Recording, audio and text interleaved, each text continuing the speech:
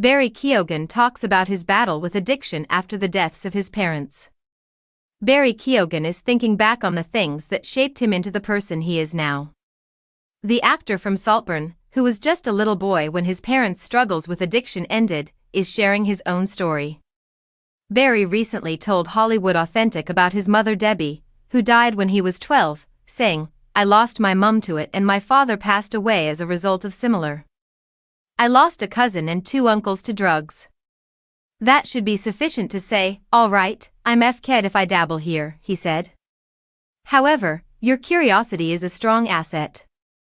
It may sometimes be advantageous and other times harmful.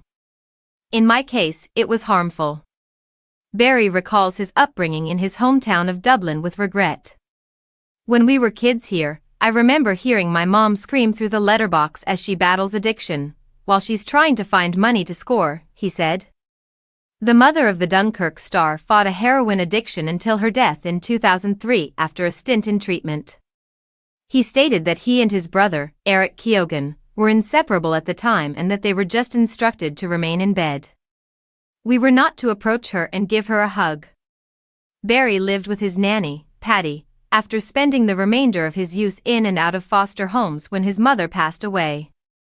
Throughout elementary and high school, he developed a passion in performing, despite being temporarily barred from school productions because, in his own words, I was bold. Acting inappropriately. Call it anything you want. But somewhere along the line, the Eternal star had to deal with his own addiction. I'm no longer in denial, the 32-year-old said. I am aware that I am an addict and that I do have an addiction. You know, you can eventually go on and learn to cope with it if you accept it. Barry also said that the birth of his 2-year-old son, Brando, whom he shares with his ex-girlfriend Alison Sandro, was unable to break him of his risky behaviors.